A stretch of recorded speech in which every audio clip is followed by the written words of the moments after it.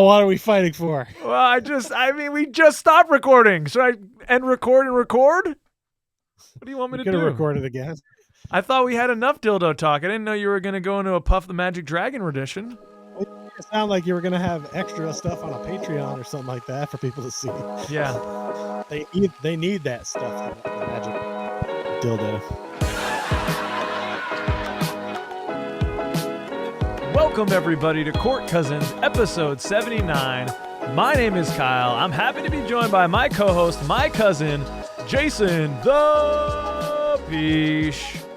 We have a wonderful show after a little summer hiatus, a little summer voyaging from Peach and I, but we're back in the human flesh, and do we have a good one today for you, second cousins? Peach, what is on this beautiful show? Please tell the people. I'll tell you what you've won. You've won an emotional check-in. We have been on the travels, so we'll check in and see how we're doing before we get going too far. We got the social media roundup, as always, one of my favorite parts of the show. If it was all we did in the show, I wouldn't be upset about it, just going to say. There's some good stuff in there. You're going to laugh today, guaranteed.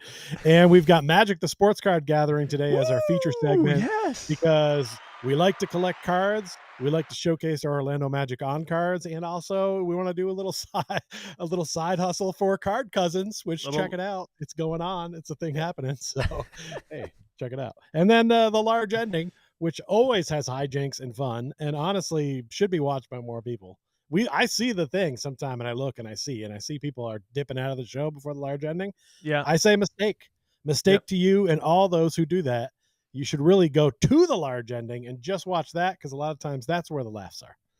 Okay, yeah. People are trailing off, Peace. They're not sticking all the way to that large ending, and they are missing out. And many of you beautiful second cousins out there also are not subscribed.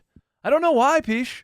Like half of the people that are watching this right now are not subscribed. Please do so. We'd greatly appreciate it. Going into this season, we're almost at 2,000 subscribers. That would be a really cool thing to hit early in this 25-26 campaign from our Orlando Magic.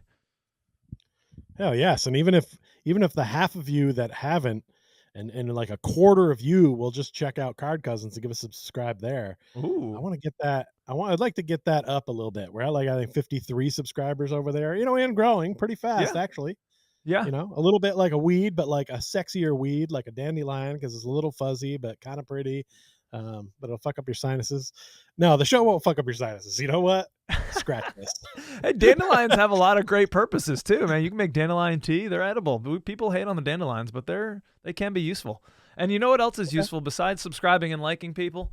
If you got a little extra a clink in your pocket and you can, go over to the Patreon. Those folks are making this show happen. Shout out to all those beautiful people over there, the All-Stars and Second Cousins, Shahin, Luis Rosario, Paulo and Franz's Warmth, Magic Play History, Matthew Bell, Damian and Gloria, and shout out to our boys Ty and Yadi, who just joined recently at the $5 level as well. It's just $5 a month. Buy us a beer every month. It helps to keep this Magic content in front of you and all those people in the NBA universe out there.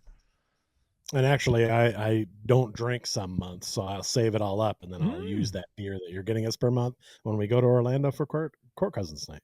Ooh, I want to talk about that too. Pull behind the curtain. That was one. This is my one-handed clap, by the way, because I have to hold the current setup. Okay, so you're happy when you're doing this. I thought you were asking for help. This is applause. No, this is applause. This is applause. If I needed help, I think I'd go with the snapping fingers. That's just for you. All right, Peach, let's get into it, man. We haven't talked really since both our voyages, I don't think, right? Because, that's why we took the hiatus from the show for a little while here. So I'm excited to see how you're doing for this emotional check-in. How are you doing, sir? I'm doing well. I selected this picture of Moritz. He's got the ball. He's balling. He's just feeling good. He's representing the homeland, which it was a big part of my trip that I just did. Started actually at your home while you weren't there. Slept in your bed. I had your porridge. It was lovely. I just made my way around New England and then went up to Montreal for the first time since like 2008. and it was amazing. I was like blown away. I hadn't even seen Canadian money in a long time. It was just a good trip for me. It was good to like reconnect with some of the lands and areas that like made me who I am, which is cool. And it was weird to think of the 2008 being the last time I went to Canada, and I went there because I was moving to Milwaukee, and I didn't know when I'd get a chance to go to Montreal again. I would never have guessed it was going to be this long. Yeah. Um, but what a wild ride my life has been on since 2008 by moving around and going all over the place. And now I feel like I'm in a place where I'm settled and good. So it's Mhm. good to return to Montreal now at this stage in life. And it was a good time. I could go on at nauseum about the trip because there was way too much to check in about, but it was a good time. I missed you, sir. It would have been good to see you, but I did get to spend some quality time with your family, had some beers with your father. It was a good time. And yeah, I'm balling in a big way, man. It's just things are going good. I'm feeling still fresh, even though it's a couple weeks behind. Card Cousins is fun. Hell yeah. eBay store's going well. Court Cousins, check it out. And yeah, no Yeah, complaints man. here. How you doing? How That's was your nice. trip? You went back to the place where it all started, and as you're now kind of putting down roots, really, and like what this is Dallas has got to be the longest you've been anywhere in a minute, right? Well, I was in Boston for about 5 years solid, and then moved Okay. away, and then moved back. So, Yeah, that was a little well, I jumpy. guess I worked in Boston for a little while before I moved down there, but yeah, I was there for about 5 years, I'd say. So Okay. So that's Dallas is closely creeping they're creeping, man. They're creeping up the list, for the and longest that's root good. system. I got Mo on this training bike. He did a little training montage here. This company sponsored him. That's not really important for my check-in at all. But I feel like, I'm going back to school on Monday. Back to school. Yep, the kids are coming back. So I'm trying to get it. I'm hoping that it's just like when you ride a bike and you can, just like getting back on, you remember how to ride that bike. That's what I'm hoping happens on Monday because I haven't really thought too much about teaching over this break, which gives me a little bit of anxiety. I like to normally do a little bit more planning, but this is my 15th year. I know I can do it, and I know I can, just like Moritz is working back to getting on the court. I think I'll be able to get on the bike and go. So I'm trying not to feel anxiety, Peach. I'm trying to keep it very woo-saw, woo-way, go with the flow as it were, and just enjoy the last few days of summer. It's been awesome with the traveling. Went to Denver, went to Hawaii. I've been getting into Warhammer. That's my nerdy thing over the summer. And yeah, just really excited for Eurobasket and this upcoming season. Which we're going to talk a lot about today. I like that you saved it a little bit because I was like, it's not like riding that bike has no wheels. Like you can't forget how to ride that bike, which is kind of good because it kind of works with your metaphor. You've been doing this 15 years now. You know how to teach. It's in there. Yeah, yeah, yeah. Just get up there and pedal. You ain't gonna fall. I do feel like I'm on a fucking stationary bike sometimes when I'm teaching them. I'm like, we're going nowhere in this classroom right now. You guys need to step it up. We need to get together. Let's huddle it up. Let's see what's going on. Oh man. Well, it'll be a blessing. I feel good doing my work, so I'm excited to get back to it. So, Peace, you ready? You ready to get into some show? Social media roundup. Shall we start lassoing these puppies in? We have Let's do it. not chatted since the schedule was released, and we've got a bevy of Orlando Magic games here, as you can see from these posts right from the Orlando Magic official socials here, Instagram.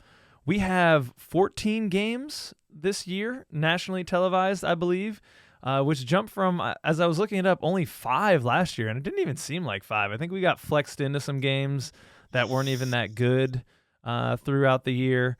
But how you feeling about this slate? We got 14. That is tied with the Sixers and less than the Pistons? Question mark? Really? Well, they're still pushing their Cade Cunningham. I mean, everybody who's been a number one pick but Paolo Banchero tends to Right. get a lot of run. Well, and Zachary Ricochet, who Yeah. a lot of mid-level people don't even know who he is. So Yeah. you can tell when they want to get behind a guy, like they make sure to get him on TV. And I feel like they finally got pressured in. But with this new system of all these different places, ESPN and NBC having games, it's not really that surprising to me that we would have this many games televised, and I would assume we'll probably get some more down the stretch, perhaps, depending on how things are going. I feel like the pressures on them by most people talking basketball right now who would say the Magic are at least a top 5 team in the East. I Mm-hmm. mean, that's almost a guarantee, I think, in most people's minds. So you got to put that team on TV. You have to give them a shot. They could be a team everyone wants to see. And we've got sexy new jerseys now. Get those out there, let people see them. People be like, oh man, they're wearing those old school unis again. Okay, Magic. And then people are going to hop on board. This is going to be good for our bandwagon. Right now, it's a little dusty in some of those back carts, but people are going to fill it up this year. And it's going to be thanks to nationally televised games. I am really excited about some of these international games. We've played international games previously in Mexico City before, but now we're going and playing a game in Germany, which that's really going to feel like a home game for us. So I'm pumped about that. We're doing like a European doubleheader against the Grizzlies. Tyus Jones and Desmond Bane going to be taking on their former team Thursday in Germany. So and then the Sunday game is in Great Britain.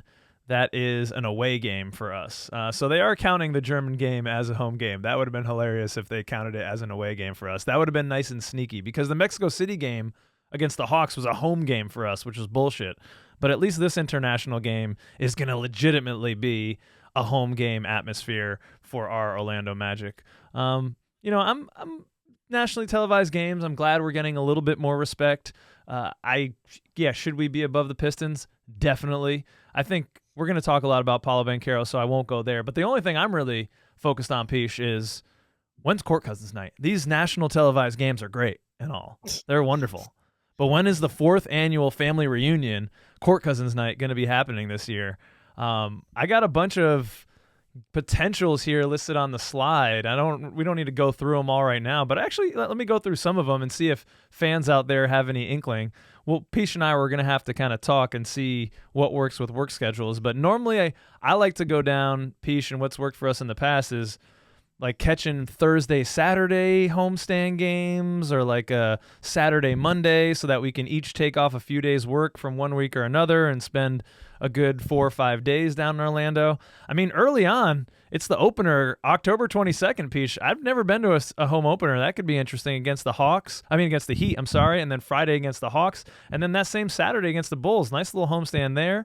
Then in November, Sunday against the Celtics, so those tickets will be expensive as all get out. We don't love that.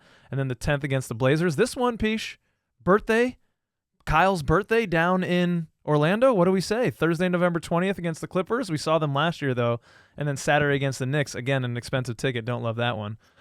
Is there anyone on this? There's a lot of 2025 dates on there, and that's this year. So I don't love those. Yeah. We need a little bit more time to recuperate the funds from our recent travels. So maybe we'll be looking in 2026. We got January against the Sixers and Pelicans, Hornets and Cavs on a weekend. February's got Nets, Jazz, Bucks, all kind of back to back. I know you'd probably like to see the Bucks, so maybe that's something to look at. I've seen the Bucks do a whole season, so that's true. Yeah. And then March, if it ends up being that late, against the Lakers and the Pacers. So let us know, Second Cousins, if there's a date you'd prefer, probably in 2026, to do our 4th annual family reunion. Can't wait for that already. Lewis is putting a lot of pressure to get a suite, Peach. He wants to get a suite this year. Well, maybe we can do it if we had enough people that are interested and we can, get it done. Yeah. It'd have to probably be that Thursday game, right? It'd have to be one of the games where it's not a premium game where they like $4,000 or something.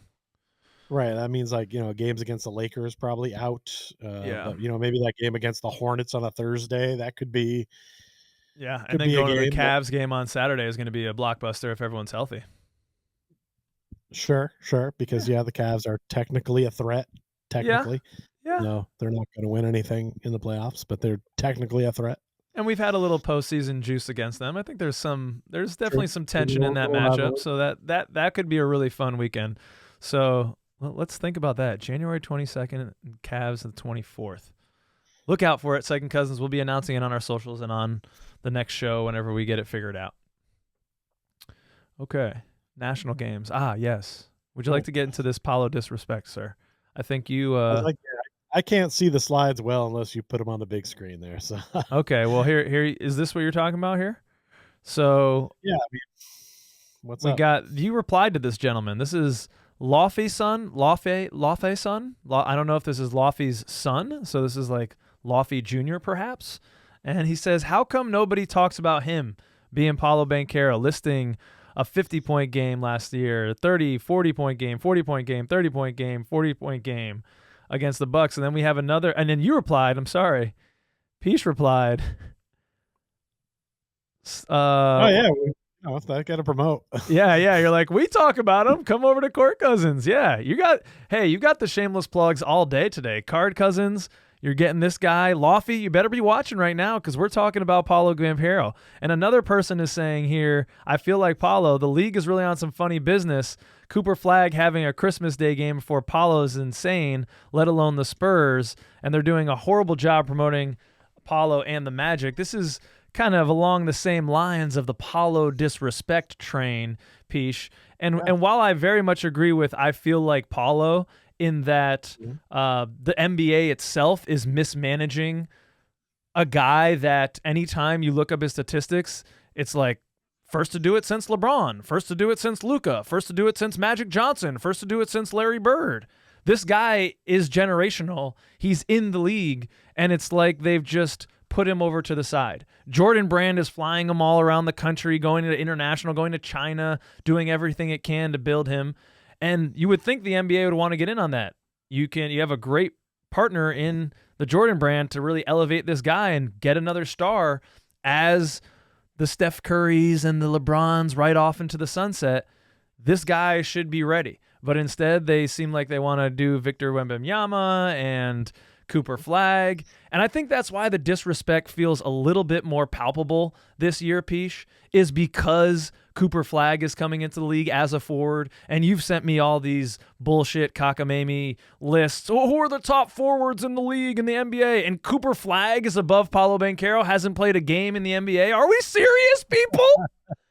Are we serious? This guy is young. He's a stud. He's averaged 28 points per game in his playoffs in his second and third year in the league. 8.5 boards in the playoffs, 4 assists, 1.6 stocks. This guy is a gamer. His shooting gets better in the playoffs, 42% from three. He is an unstoppable force. He's a walking cheat code. You know the old cheat code? Up, down, left, right, B, A, select, start? What's that one from? Contra. There you go. You had it, Peach. I know you do it out there, second cousins. But yeah, I mean, it's kind of crazy to me that Paulo still hasn't gotten the pub that he deserves, maybe because of the injury last year, but I don't really discount that. And that's okay, NBA. You continue to sleep, because I do disagree a little bit with, Lofty's son, in that he says no one's talking about, why is no one talking about Paulo? If you're listening to the national kind of podcasts, people are talking about the Orlando Magic as being very good, and as a result, they are talking about Paolo Banchero as pretty much the linchpin of our team. So he is getting some hype from the pundits around, but it doesn't seem like he's getting that national attention, which is crazy for a guy that the scouting report is like, good luck. Like, I don't know. Yeah. What are you going to do with this guy? Yeah, I mean, I think it's just not maybe an appropriate amount of pub for the type of player he can be, but we're all guilty of this when it comes to NBA players, right? There can be, or in a lot of sports, it's like, oh, there's a good player on the Cincinnati Reds, and it's like, well, you never see the Reds in the playoffs, so you don't know about guys that are there. You know what I mean? You don't connect with them as major superstars because they don't deliver in the playoffs. That's where a lot of people's measuring sticks on players are built. And so I think because we haven't won a playoff series yet, even though he's putting up the big numbers, he's on people's radar. They know who he is, but yeah, he's not getting that same pub that Wemby gets or the other number one picks get. And it is very frustrating to watch like Cooper Flag get all of this love. There wasn't a fraction of that for Paolo Banchero after being drafted, not a fraction of it. And I mean, you can say that we're biased here on this channel, and understandably, we can't combat that because we are Orlando Magic fans, and we were at that draft where Paulo got drafted. So, of course, we're a little biased. But I'm telling you, Paolo Banchero is going to be a better player than Cooper Flag will ever think about being. Ooh. So let's all chill until we've seen this guy play some games. He's going to be on a good team, so it'll be a pretty decent first year for him, I would imagine. But I don't think that man is going to be a franchise changer by himself. Right now, there's a lot of other good players there. Anthony Davis is very good. That front court is very good. It's just weird to have Paolo not get the kind of love that some of these guys get, and to like be in feature games. They could have very easily taken one of those Christmas Day games and put, Paolo versus Chet Holmgren and that guy. Yeah, there you go. Put some sort of combination of players from recent drafts together of number one picks and said, let's see this happen. I mean, even the Mavs versus the Magic, that's 2 Duke players that went number one recently. Yeah. Let's see that. Right? Our coach used to be there. Like, there's some sex appeal behind that matchup, but nope. And the court cousins, like half the court cousins live in Dallas. So there's a lot of sex appeal in that. I mean, I'm thinking that there's a little bit of I'm going to go ahead and say it. I know that they like to be included in all things. So I'm just going to say, I get a little WNBA vibes here. I feel like Flag is getting a little Caitlin Clark love. Yeah. Because, here's a white player that they got rid of DEI. So it's like, but you can't knock the man's game. He's a solid player, but let's chill out on stuff and let's respect some of the players who are in the league. There's other players other than Paolo Banchero who've been in the league for a long time that don't get any run or any pub. And just like you were saying at the beginning of this, way back, if you remember a few minutes ago when he started his rant, sometimes you've got to self-promote, and Paolo's just not that guy. He's not out there self-promoting. You don't see him with a Twitter account doing weird stuff, showing up on Club Shay Shay, talking about what he's been up to. Like, he's not that guy. That's okay. I don't mind having a mild-mannered superstar, but they're not going to command the respect of everyone. They're just going to get NBA hardos, and that's a different market, right? Like, they're marketing to everyone all across the globe.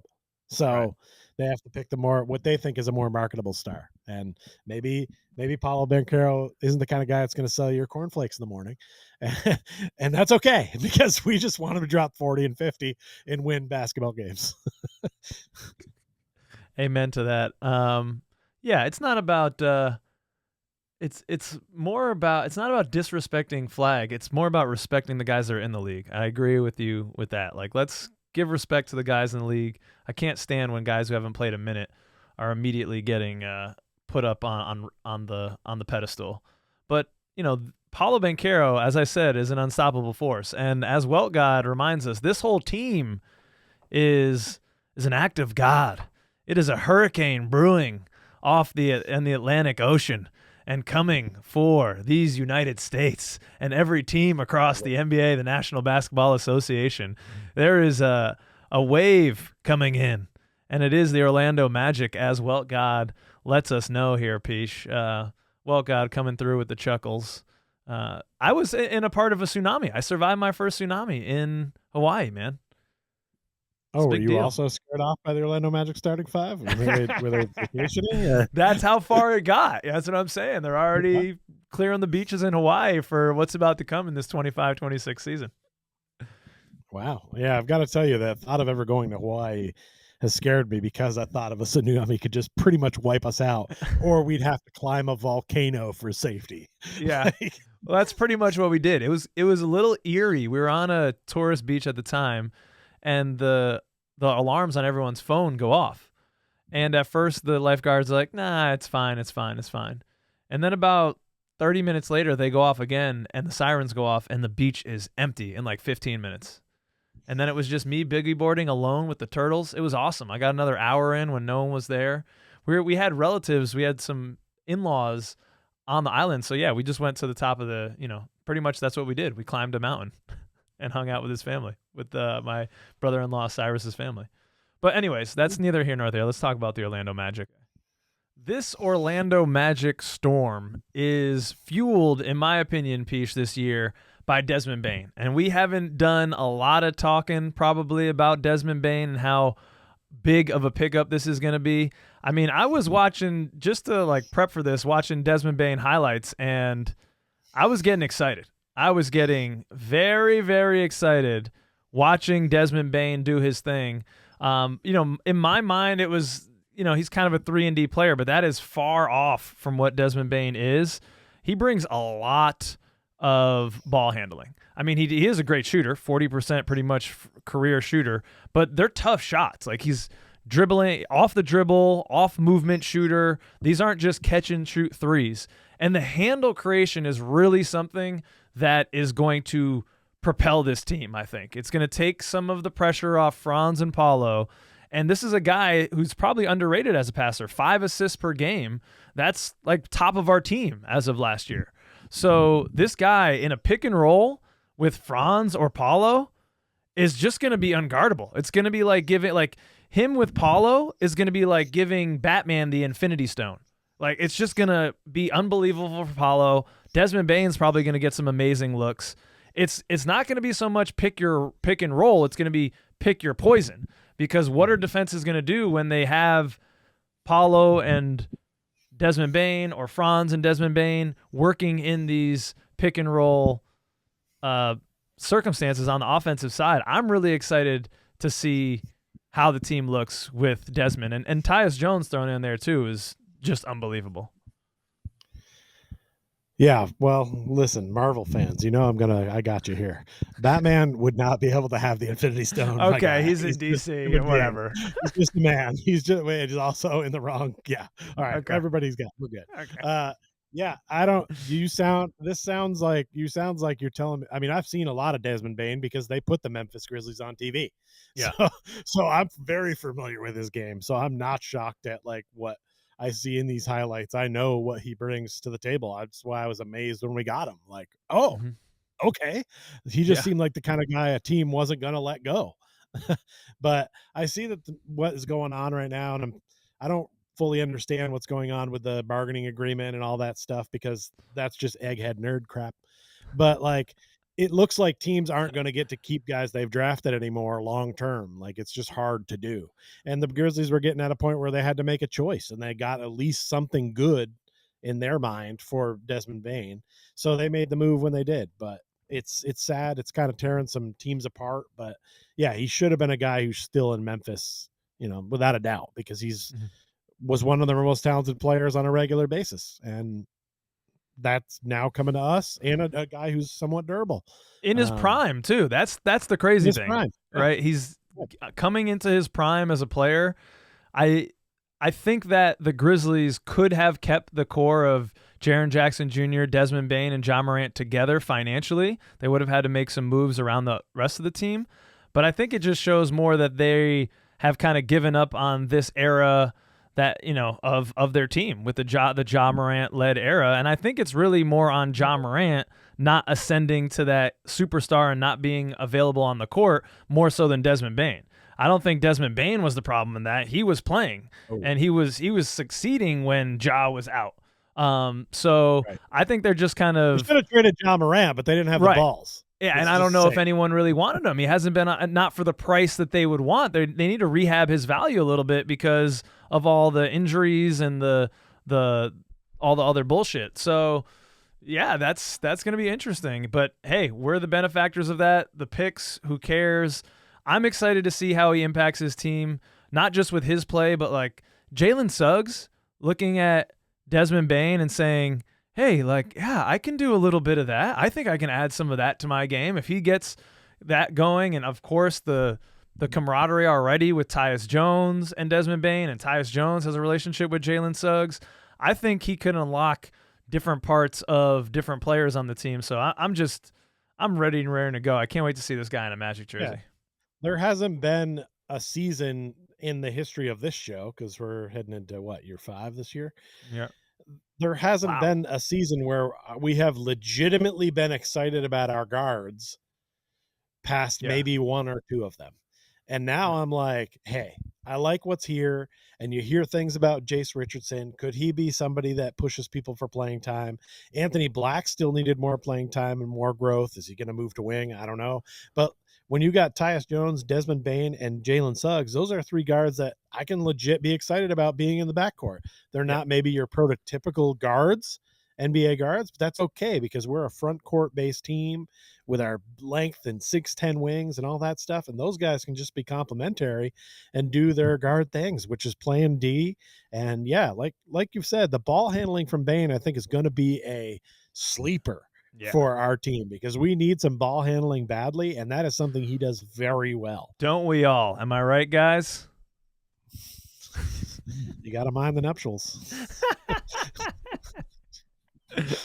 Sorry, I just had to get that joke in there. I had to take it down. You know, we were getting a little too highbrow. I needed to go bring us back to where this show should be. Okay. Oh, we're going to go lowbrow later. You stick around. I forgot about that. Butts and dildos to come. All right. These are a few of my favorite things. Team Euro, Peach, you had this brought into the slideshow. I mean, you brought everything into the slideshow, but we're going to go a little just Magic adjacent now. We're just going into some NBA and some other hijinks and hilarity before we get back to some more Magic stuff. This is from Clutch Points, an all-European NBA super team going 82-0. Definitely a little hyperbole there, but yeah, man, I don't know. I mean, who the hell was going to beat them? Luka, yeah, Nikola Jokic, Giannis. They got Wemby. They got Alperen Şengün, the witch doctor. And in that second tier right there is our boy, Franz Wagner. And when I saw this, I don't know what your angle was on it. I was just thinking it's nice to have a guy who is on these types of visuals. Franz being an international player, and there's a lot of really good international players in the game right now. So for him to be in this, top 10 of European players is pretty impressive. I don't know who made this. Dennis Schroeder. He is next level in the Eurobasket championship, but in terms of the NBA, there's a few other guys I'd put on there besides Dennis Schroeder. Sorry, Schroeder. I mean, hey, if this team needs a point guard, I think he can do the job. I'm just saying. I think I agree with this. I think if they were playing against regular NBA teams, they'd go 82-0. If they were playing against super teams of all the other continents, yeah, I don't know, North America might have it. Yeah, but it's cool to see Franz get a little pub like this and just be on that team, right? Like he seems like a guy that might have gotten left out of this. And then I bring this same picture to you with the same kind of question, like, hey, where's all the Germans on your team Europe? Yeah. So it's good to see him finally getting in here. It answers those things, and people start to realize that, oh yeah, they're building a team in Orlando. They can name more players than just Paolo Banchero. So yeah, that's all it was. Just a fun post. And I say they go 82-0 for sure. Yeah, wow. It's going to be an interesting year. Yeah, I don't know. Luka's skinny Luka now, too, this year. Got a chip on the shoulder. How are Dallas fans feeling about that? I guess they got Cooper Flag now. They don't give a shit. They're not in the Luka business. People still like Luka down here. They still okay, they didn't just forget about him just because he's on the Lakers now. Well, I bet something that someone would like us to forget is Dante Jones. You sent this to me. This is horrible, ladies and gentlemen. If you're watching with small children, cover their eyes here. And if you're not and you're curious, come over to the YouTube if you're listening right now.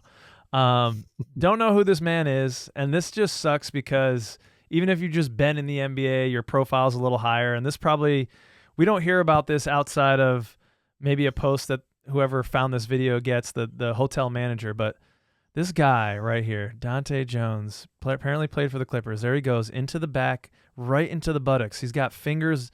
He's getting penetration there. He smells on the nails, and then he wipes it on the wall next to the elevator, and then he adjusts what he wiped. There's editing involved. Oh, my God. And he touched the doorknob before that just a moment, and then he goes into the butt. He's deep. He's under nail there, dude. Oh, and I just feel for this guy. I like that you called it that. I just feel for this guy, man, because he's just probably a regular dude. He's well, you know what? This is like your most embarrassing moment. He doesn't think anyone's watching, and now no one knew him for basketball, and now all of a sudden the NBA world is alight with Dante Jones picking his butt. I mean, it's tough. You're in public, man. You got to know there are cameras out places. You can't be doing that stuff. Shouldn't you be doing that stuff in private? Yeah, I mean, look, sometimes when I'm doing stuff around my house, I'm double checking all these cameras to make sure they're off. You know what I mean? You got to watch out. Yeah, the You can't big just brother. assume no one's watching. Like he could not have been a famous guy, and this clip still would have gone viral because it would have been like, look what this man does, checking the inside of his colon and then smelling it and putting it on the wall. That's just not a video you see every day from somebody, let alone an NBA superstar. Like what Wait, happened in your life that you superstar thought Peach? well, I'd okay, never but heard of in this his man. hometown, well, yes, you've heard of him. Well, you should have heard of him because you're a basketball hardo. I knew who he was. Um, he's a player. He played. He was well known. He played in college. He was a big time guy. Yeah, not a superstar, but definitely a known entity that like people probably knew he was there, and they're like, "Hey, did you hear that guy's here?" And then people were googling him, going, "Oh, I haven't heard of him. Oh no, I remember him. I remember he played with the Clippers team. The Clippers stunk, but he was there." You know, like Now he's have just some butt picking guy. Now none of that quorum. matters, and he's just Yeah. butt Oh, picker. that's all he is. That's all he is. I mean, try setting a pick for that guy. I mean, you can't pick any better than that. That's, I mean, oof.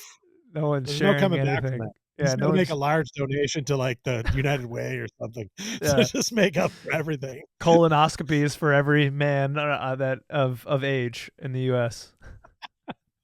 Yeah. Done by him. Done by him, though. Oh, it just got a little more Deshaun Watson-y. Oh no. Okay. Well, let's go from the vulgar to the local here. Is this right in the right place here? You have Yahoo Sports reporting that Houston is WNBA's preferred landing spot for the Connecticut Sun. And this is news for us because Peach is in Dallas. I'm in Bridgeport, Connecticut. This is the only major professional team. We have minor league teams, but they don't count. We got the Yukon Huskies. But this is the only professional team we have. They're playing at Mohegan Sun right now. I can't really be mad about it because they're just playing in the Mohegan Sun Arena before anyone gave a shit about the WNBA. This was one of the most profitable teams in the league, probably because you'd go up for a weekend at the casino and you'd fucking, there's a game? Yeah, sure, I'll go in, I'll catch a game. It was a good thing to just work into the weekend as a part of it. So they were one of the kind of early banner teams. They've won some chips, and it sucks to see them go because there's a lot of people around here that love women's basketball, particularly because the women Huskies were so dominant for so long. So I think the appetite for women's basketball is larger in Connecticut than you would expect in many states, especially states its size. But they can't be contained in that arena, and they're not going to build a facility just for this team.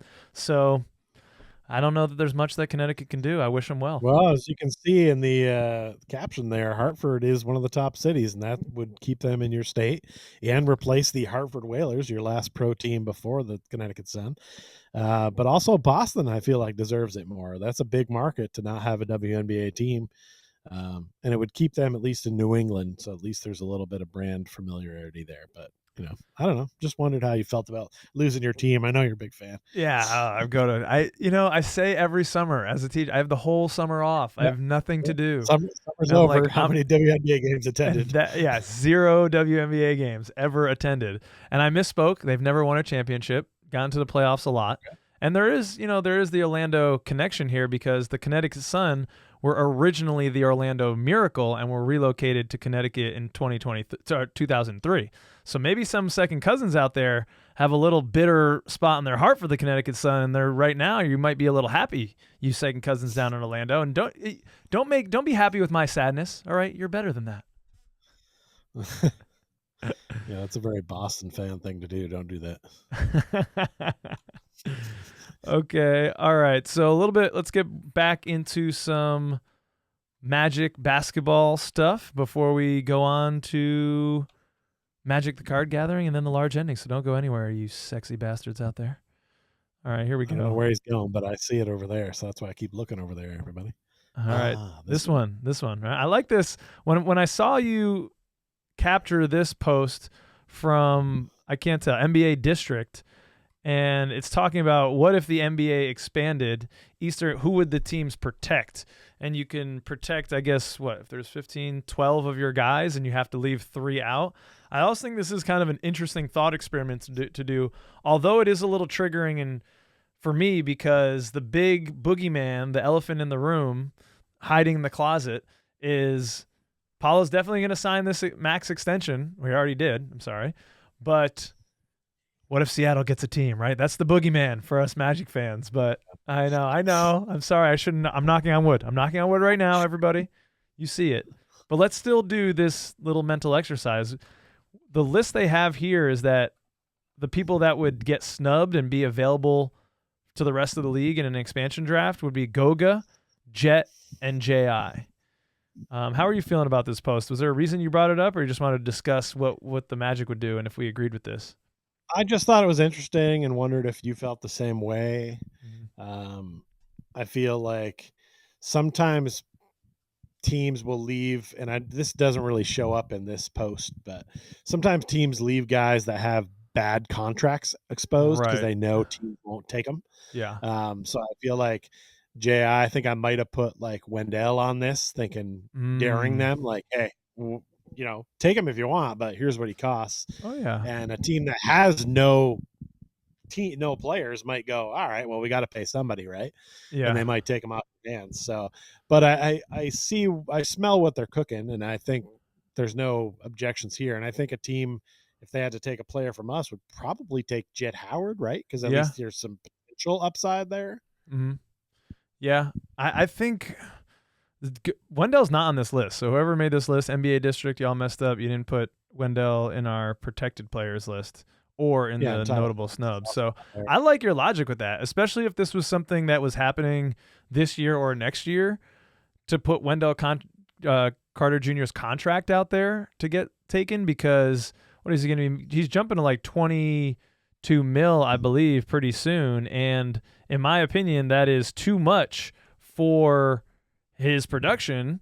He had a great contract, and then they wanted to bump it up. Let's see here. He's making 18 in 26, 27. So he's still, this is the last year of that really nice contract extension he signed. He's going to make $10 million, just under 11 this year, which seems about right because he always misses 15 to 20 games too. So he's not playing a full season. But then starting in the following season, it's up to 18, then 19 and a half, then almost 21 million when there's a club option. So it would be really nice, especially with Paolo and Franz's extensions kicking in here. Franz's this year, Paolo's next year, to have, and now Desmond Bane's money, Jalen Suggs' money. We've got a lot of money tied up in those four guys. We're going to have to find some bargain basement steals here over the next couple of years to fill out the rest of this roster. I would much prefer have someone pick up that Wendell Carter Jr. contract and fill that in with a couple, 10 million guys instead of having 120, although that wouldn't help your salary cap. So maybe a couple $7 million guys, or a $6 and a $5 million guy. So you can get a little cap relief and a couple more players. Honestly, I'm keeping Jett Howard over Noah Penda right now. I know Noah's like the new toy, but we're trying to win right now, Peach. That's what I've been hearing.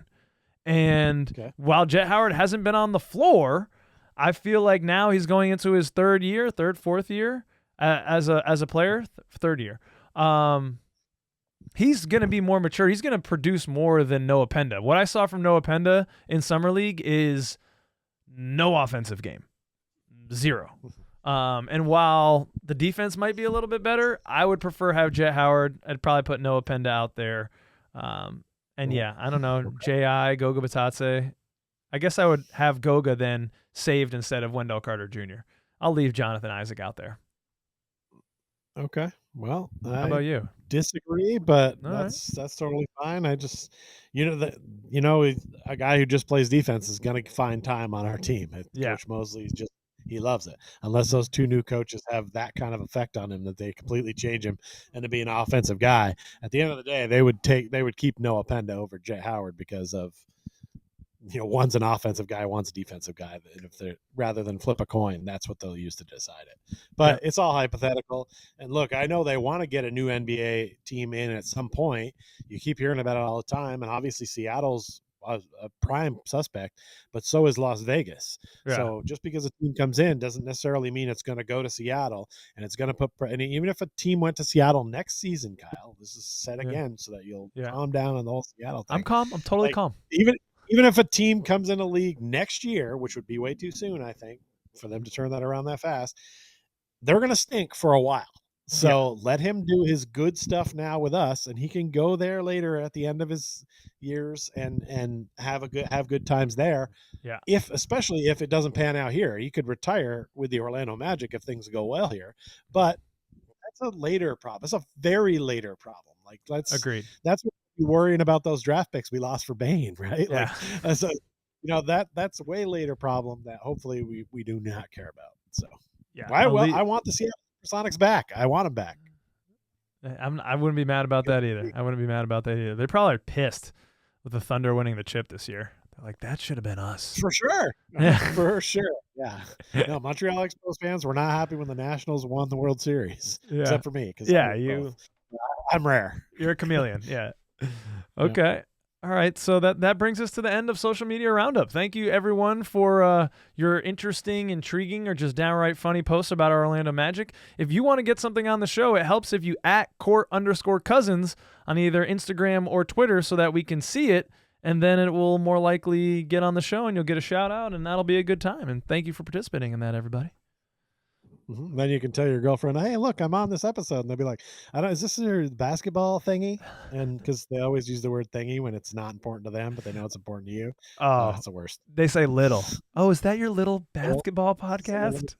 Yeah, it's little. You're right. It's little and thingy. That's if it's a little thingy, then they're really. Oh shit! Yeah. Get out now. No. You don't say little thingy around me. No, I've got a big thingy. You say that. Okay. All right. Lie to me. Lie to me. I don't care. All right, let's move on, Peach. I'm excited for this now, man. I'm excited for what's next. What do we got, Peach? Well, we're gonna do Magic the Sports Card Gathering. This is one of the very first things we did on the show way back when we first started. I think this may have even been on episode 1 or 2 that we never aired, or we aired later to Patreons only. But yeah, it's one of those things where we pick a few categories, and then we show you a card from our personal collection, aka the PC, as we call it in the card community. I don't know if you know, but we're a pretty big deal in the card community. Card Cousins, check it out. Plug. So yeah, we just kind of show the card, maybe tell a little story about the player or where we got it or something like that. Just incorporate sports cards to the show, because sports cards are a big part of one of the things we love about sports. And obviously now with Card Cousins being an engine that was, took the engine out of service for a while, and I just put a whole bunch of coal in it recently, and it's really pumping. So check it out. Not Cole Anthony either. We just put like the regular coal. You had to say that. Okay, Peach. So what's the category that we're getting started with? What you did these on the wheel, I'm assuming? You did some type of random chance selection? Wheel was fun, yeah. Okay. I didn't just make them up. No, we have integrity. Just believe us. So the first category is Jersey City. Ooh. Which is much better than the actual Jersey City if you ever had the unfortunate task of going there. Great Indian food in Jersey City. And that reminds you of the smell. It's much like that. But anyway, this is a player. Don't say Dante Jones to Jersey City of the Indian food. He was trying to get a contract with the Nets so bad back in the day.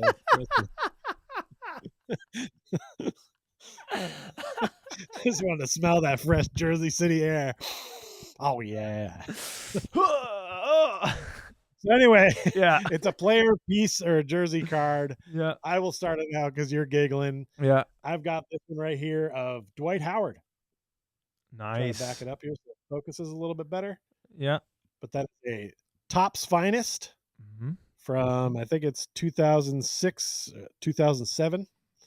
And I picked this up recently at a card show that is dangerously close to where I live. And they opened recently in an old bank. Kyle, we're going to go there when you come. It's a great, they've got some little areas in the back where you used to go and like try to get a checking account is now where they do breaks. Ah, Live. So yeah, it's a pretty cool store, triple cards in North Dallas.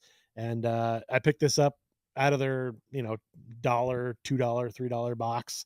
I was just like, yo, I gotta have that for sure. I don't think it's a very expensive card at all, but it's another fun one for the collection. I have a lot of mhm. Dwight jersey cards. I have at least one of well, I think I may have almost two of each color now, like white, blue, black. Heck yeah, So the you got the whole jersey. gross. Although it was never officially worn. It's just a jersey that they've cut out, and that just makes This one these. was. Oh, that one's This one legit. was. When you get the ones from back in the day, Yes, true, back in the day they used to be officially worn. This is that's true. why I said it's a 2006, 2007. This in my day, they were actually getting used. All right, let's see here. What do I have, Peach? I don't even know what I have half the time. Okay. All right. So I have for my jersey card, uh, Court Kings, Art Nouveau, Ooh, Anthony Black, rookie card as well. Little dicey on the bottom there. That's okay. It's just for the personal collection. And a piece of jersey that is not official and not licensed by the NBA in there because this card is from 2023-24. And I wanted to just bring in. stripe on there, so that's fun. Yeah, that is nice. You love to see like when you get something meaningful that you can actually see. Oh, this is this part of the jersey. That's cool. Not as good as a letter or of course the logo, but that's pretty dope. I wanted to bring Anthony Black into the conversation because I think I've slept on him, and that is kind of the forgotten player for me in all of the hype. Yes, in all of the hype this summer. I think, oh man, Desmond Bane coming in, that's going to be so great for Jalen Suggs. It just had this whole Tyus Jones is boys with Jalen Suggs. Jalen Suggs could get unlocked. This is going to be crazy. The pick and rolls with Desmond and blah, blah, blah, blah, blah, blah, blah, blah, blah. No, nowhere in there did I mention Anthony Black. This man is coming into his fourth year, right? And no, he's not. This is his third year because Paolo's coming into his fourth year. But I just feel like a lot of times you see that jump in the third and fourth year in players. I liked what I saw from Anthony Black last year. You know he can defend the ball. He's going to be on the court. There's definitely some minutes that were vacated with Gary Harris and Cole going out the door. I know Desmond Bane and Tyus Jones are going to get soak up most of those, but there are going to be other minutes to get around. And who's going to get them? I think Anthony Black is going to see a little bit of bump in his minutes per game, hopefully this year. And I'm interested to see what he can do with it. Going to the hole, he likes to get to the cup, and I love that about his game. He's tenacious. He doesn't give up. He keeps pretty much a cool head. This guy, he's a number 6 overall pick. We need kind of one of these homegrown guys also to pop in order to really round out what could become a deep playoff, dare I say it, championship level roster. We're going to need to have a guy like Anthony Black do something nice here as he goes into the second part of his rookie campaigns. Well, I think you just titled the name of this episode, Kyle Sleeps on Black. I don't get that pun. You were talking about. No? Okay. Well, it'd be a great title of the episode. Probably won't make it by the YouTube sponsors, but I just want to say that's my vote for it. Our next category is Ooh, shiny, which is basically just picking a shiny card you like and showing it off. Yeah. Why don't you follow up sleeping on a black with something shiny, sir? Okay, we already talked about this a little bit, so I won't take too much time. I love this card right here, these lottery cards. These are the contenders. Yeah, the Panini contenders, the lottery ticket. This is a Jett Howard, very shiny, as you can tell there. And this is another guy with that Anthony Black situation of this is make or break for Jett, right? This is his last go around with this team. If it doesn't go well, he's got to really capitalize on the minutes that he gets. You know you're going to get some burn from Coach Jamal Mosley. No longer Caleb Houston there either to get those minutes. So he's going to get those end of rotation minutes, and he needs to capitalize in order to be included in our playoff rotation, and if we get there. So this is huge, right? Number 11 overall pick, Jett Howard. We were all kind of scratching our heads when that pick was made, and we're still scratching our heads, not our buttholes, just our heads, Dante. But that could be this trade for Desmond Bane was awesome. But if there's kind of a black eye on Weltman so far, it's that draft where he took Anthony Black and then Jett Howard, 2 guards, when we already had a lot of guards, and Jett Howard really hasn't had the runway to have any success. So that's another big storyline that I'm going to be paying attention to this season, Peach. Indeed. You're correct. We've talked about that at nauseum, and it's time for Jett to show up or shove off. But he hasn't gotten a lot of minutes, so to his credit, it's not nothing. It's not for lack of trying. He's just not getting the time. I don't think he's going to get it this year either, unfortunately. Yeah. I have selected this, and you know what? Spoiler alert. Go ahead and fast forward through this if you really like Card Cousins, because I opened this recently, and the episode hasn't even dropped yet. Ooh. That is a Jalen Suggs. It is ooh shiny. It's hard to see, but it is numbered there in the lower corner to 149. So not a lot of these babies in circulation. But there he is, Jalen Suggs, Ushine, and it was really fun to open that up on the show because I do make it very clear, especially when opening basketball, that I'm collecting Orlando Magic players, and that's the basis of all of this, right? Court Cousins leads into Card Cousins, so it was very cool to open up a special card of an Orlando Magic player on the show because I don't get a lot of Magic players when I open packs normally. I get actually pack envy a lot when I'm watching other creators open up new product, and then I see a guy dropping a great Paolo Banchero or a nice Franz Wagner, and I'm like, man, I want that. Come on, man. So it was good to get one. Check that. I think that episode's not going to come out for a couple of weeks. It's when I open up a huge, big Donruss box. So look for that coming out soon. Make sure you. And our next category is first timer, which means we're looking for rookies here. Only rookies. Okay. Hopefully the RC logo's on there. Yeah, I got it. And I'm just, this is a little, we didn't talk about this before, so I'm sorry for a little bit of the repetition here, but this is probably my favorite card that I have. We got this down in Orlando. It is the rookie ticket, Jalen Suggs signed and graded to a 9.5 there. So, we already talked about Jalen. I'm just really excited for his year this year. I think it's maybe what I haven't talked about enough is just that pit bull mentality that we're getting back on the defensive floor. I just hope the guy can stay healthy this year and get, 75 games complete in this campaign. And I think we really saw how much Jalen Suggs and then with Moritz, like those two guys, without them, they were like the heartbeat of the team. And I think we kind of underestimated perhaps how far that heart can go, especially when it's attached to also very capable basketball players like Jalen Suggs right there, baby. Oh, yeah. That is a good card. I do believe. I feel like that's one of the cards you have in your PC that I'm like, ooh, I like that. That's nice.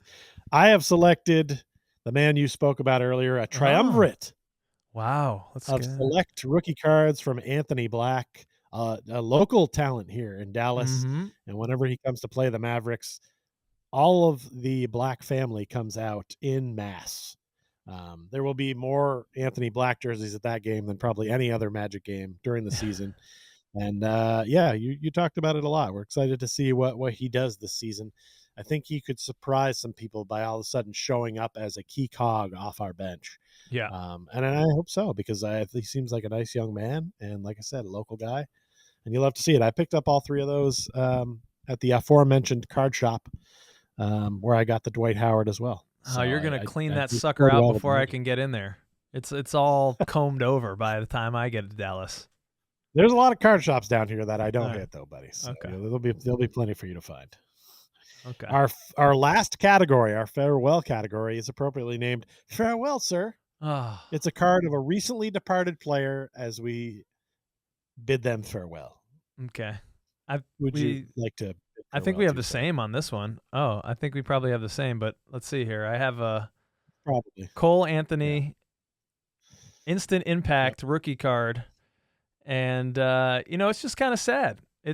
There was a little bit of an instant impact with Cole. We had some good times in those early Cole years where he did a lot of the ball handling and was playing in the starting unit and had some awesome game winners against Minnesota, most notably. Amazing sound bites along the way. So there was some impact there, but it just didn't stick around. It wasn't consistent. But I am interested to see if he has an instant impact in Peach's B team, the Milwaukee Bucks, because they desperately need some point guard play. That with getting rid of Damian Lillard, they really don't have many guards there. I know they're probably going to be running Giannis as point Giannis a lot, but Cole Anthony has another great opportunity here. It worked out that he was able to come to terms with the Grizzlies and they sent him on his way, and now he's landed in a spot where he can get some playing time, and I'm just rooting, and I'm sure all you are out there, second cousins, you're all rooting for Cole Anthony too. I'm going to be clicking over to some Bucks games this year to hopefully root on Cole Anthony having an instant impact over there in Wisconsin. Yes, you are correct. Yes. Also am doubling. I'll see your Cole Anthony rookie, and I will raise you this purple prism, which is numbered to 35. Whoa! It's hard to see it there, but it is numbered to 35. So that's why I brought this one out, because it's a special send-off for a special man. He led this team in charisma for the entire time he was on this team. You're right. He's an absolute soundbite machine. The media's absolute darling, right? Like they loved interviewing that guy. I'm sure that our interviewer, whose name escapes me right now, but I can see Dante? his face, is Dante probably had a good cry after he heard about Cole leaving. Yeah. And rightfully so. You get close to these players, even as a fan, and it's tough to watch them go. And you know me, I've got North Carolina jersey of Cole hanging up here, the Magic jersey, and a binder full of his beauties. And wish him the best in Milwaukee. And yeah, farewell, sir. This is that has been Magic the Sports Card Gathering, not to get confused with the Card Gathering, right? Which is for nerds. Something else and copyrighted, so we're not even there. It's nothing to do with that. Magic the Sports Card Gathering. There's way more prism in this one. Well, like slightly more prism. Yeah, we don't want to get any copyright issues. We're going to talk about one of those in the large ending. So it's about that time now, Peach. Let's do it. A little bit of a tease. A little bit of a tease. Yeah. All right. So the studio is looking good. You made some more moves too. Did you notice I made any studio adjustments? Did you notice that at all? I did notice. I noticed that my old license plate is behind you that I left there for you. The old BJ. Yeah. Nothing you like didn't notice that until I left for Texas. I was on there the whole time I lived there. Yeah. And then you only noticed it the day I left, and you were like, "Hey, BJ." And I was like, been there for months, bro. Nothing like a Connecticut BJ 01319. What do you do with the old license plate, by the way? Can I sell this to somebody? Like someone that's got a car? Yeah. Can I hustle these things? A lot of old bars love to put them up as decoration, like DJF Fridays. It's flair or whatever, right? So I mean, you just put them around. Are there Sometimes any bars? People will put them up, make them like license. They'll make light switch covers and stuff out of them. Okay, a BJ light switch cover, that'd be cool. Are there any bars in Orlando that do the license plate thing? Magic fans down in Orlando, second cousins? Because if so, we can put that puppy in the carry-on and then bring it down to Orlando for court cousins. Yeah, I like that. That's a good plan. Let's do that. We'll look for one. So thanks for sticking around with us, everybody. What's that? So you're gonna cue me to hit a button or something? Well, I was again gonna thank everyone for watching. Again, shout out all the Patreon supporters. Shaheen, Louis Rosario, Paulo and Francis Warmth, Magic Player History, Matthew Bell, Damian and Gloria, and Ty and Yadi. We're trying to get those Zooms going on the 1st of every month. It won't be September 1st because it's Labor Day weekend, but we're getting those going. There's a bunch of outtakes and stuff from various shows up there that are hilarious. And we also go on there and ask people what they want to see on the show. So if you can, head on over there. And with that, Peach, unless you have any other words, we can go into the large ending. Okay? Let's hit that button, sir.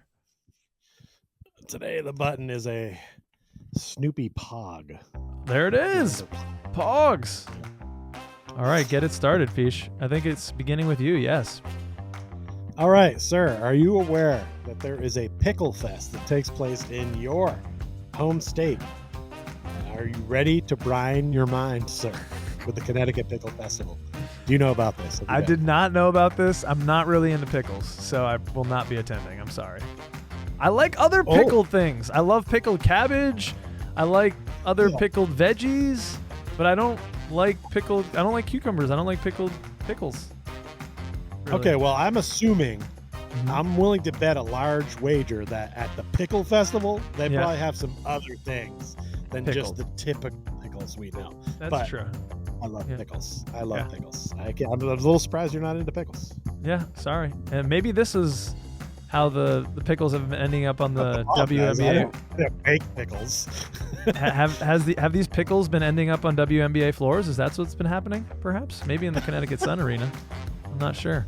Okay, so while I've been on Summer Peach, watching a lot of shows and relaxing, there's some awesome shows on right now.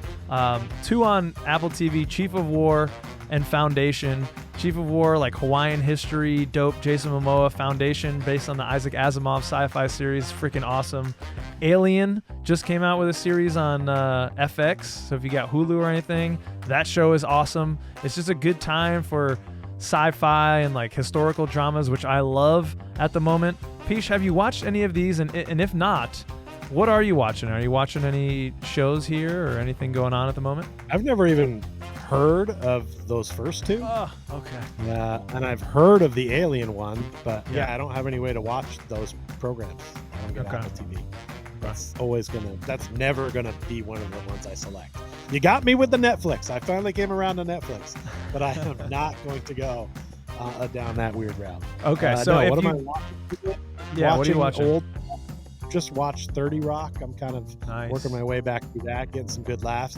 That's a good rewatchable show because there's a lot of side jokes and side things they do in there you didn't catch the first time. And I'm kind of waiting on like, hey, where's my like Thrones fix that I usually get? Some sort of dragon related thing, or like I don't have a new Star Wars thing right now, and I'm kind of like usually between the two, there's usually one of them either on or coming soon, and I'll watch something leading up to it. And I feel like we're in a little bit of a dead zone right now, so there's not any of that around.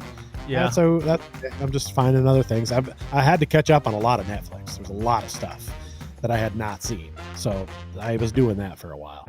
So if you're not able to do the Patreon, just slide Peach your Apple TV login, and that'd be cool too. Like send us an email, courtcousinsnba@gmail.com. Listen, I don't know if you've heard about this BU thing, but it's a big deal. Okay. For me, because I'm from the Northeast, BU is Boston University, and it always has been. And then, in 2020, when I moved down to Austin for a hiccup, it was brought to my attention as I drove through Waco, Texas, that, hey, there's a university here called Baylor. Since then, they won a national championship in basketball, and they've kind of upped their game a little bit in the last few years. And now they're trying to get at your alma mater, saying that they are the only BU, which is ridiculous. And I'll tell you why. Because Boston University is the name of the city in which the university is, and Baylor is just some made-up name because they were too afraid to be Waco University. I love that argument, Peach. What say you? I say, Baylor, where do you get off? You own the alphabet, Baylor? Are you the alphabet police over there? What, you think you own the letter B and the letter U and you can't put them together, or else What? It's not. This is not. You didn't break ground. Oh, what's a logo that we could come up with? Well, we have a B and it's a U, and we could put them together. Every team does that, Baylor. Every team does that. This is ridiculous. Get out of here. Although BU really hasn't. They just started using that interlocking logo, which I think is why the controversy has come up. It's basically what you see on the Baylor helmet, but just, white and red.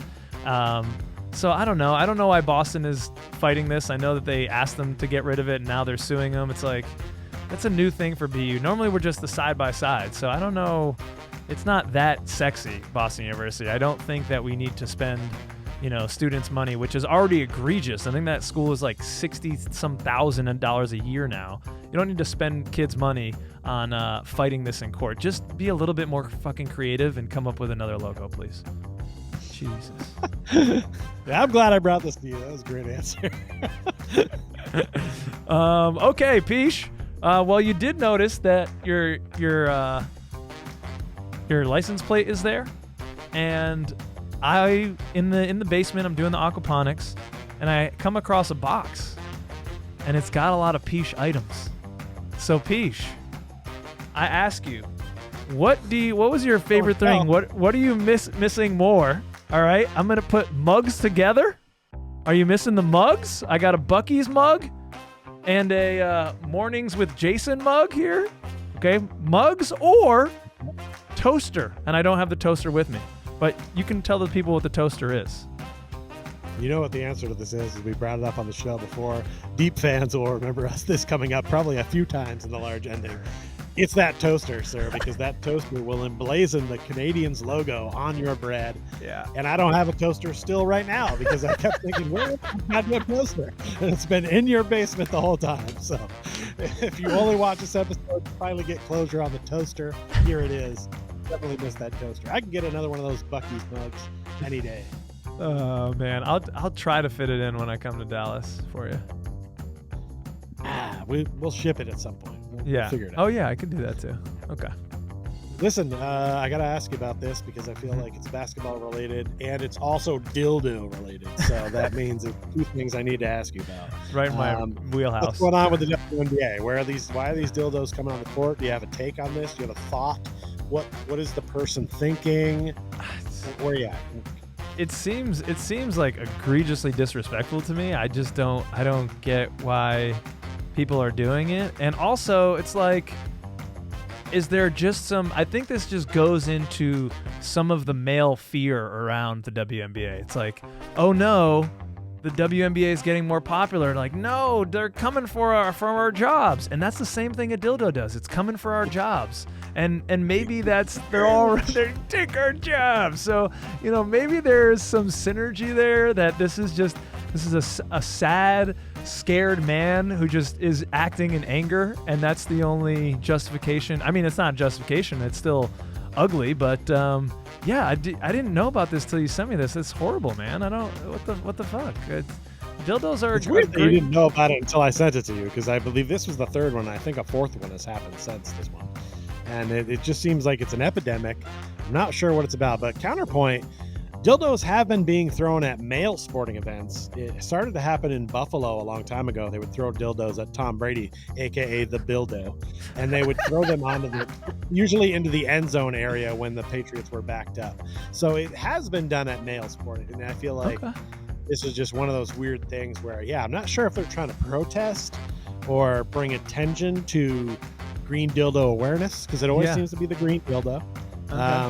It's clearly offending the players, and it's just sort of unnecessary. Like I wish they would throw something different. Yeah, and especially not green. I mean, then the editors can use that as like a green screen, and they could do something. They could get rid of that. So I guess if you're gonna throw a dildo, not green or blue, because those are green screen. Yeah, it's got to be exhilarating to even think about bringing one of those into a basketball game. How do you get that in? Now. Are you just putting it in the pants and people think you got a extendo in there? Hey, you wear it in. I don't know. A Patrick Ewing situation happening? I don't know. What's going on down there? Tuck it in your sock. Just go for it. Okay. And now school is starting, but also, Peach, Eurobasket is starting.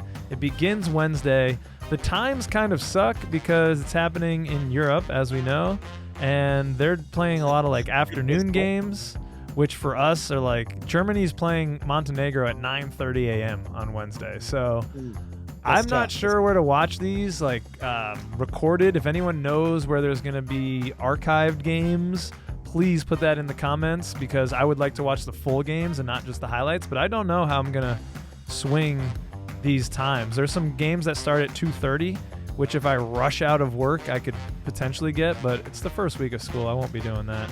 Yeah. Then Friday at 6:30. You going to wake up at 6:30 to see Germany, Sweden on Friday, Peach? I'm not going to watch it no matter what time it's on. I'm not going to watch it. So. I might check some highlights out. But I was just talking to you the other day when we were setting up trying to do the show today. I thought it was already done because I had seen enough highlights of Tristan Da Silva and Franz Wagner and was like, oh, how'd they do? Did they win? Or Yeah. well, I feel like I didn't hear more about it. And you were like, oh, they're just warm-up games. It's like, pointless games before the pointless games. Here we go. Yeah, no. I wish the fellas well. But yeah, I don't really. Just stay healthy, fellas. Yeah. And the Europeans love their sex toys, so maybe we'll see even crazier stuff on the court out there. You don't know. Ooh, okay. Now I'm watching. I can see German fans being like, we see a green dildo and we raise you, yeah. Yeah, it was let the BDSM have a ball gag. Yeah, so that's what you came for, everyone, and thank you so much for coming. And if you're not coming, maybe try a green dildo. I don't know what to tell you. It's got to get weird here. Episode 79. What? You have to call it. You have to name it stuff. I think, right? Lady fans. Stuff the magic dildo. Thoughts? No. He's in. He wants branding rights. Let's get it started. All right. Thank you, everyone, for watching. Again, if you are still watching, make sure you like and subscribe. Remember, half of you out there aren't subscribed. We'd love it if we could try to push to 2,000 subscribers by the start of this season. We hope you had a good time. Peesh, I certainly had a damn good time. And I'll see you next time for episode 80, sir.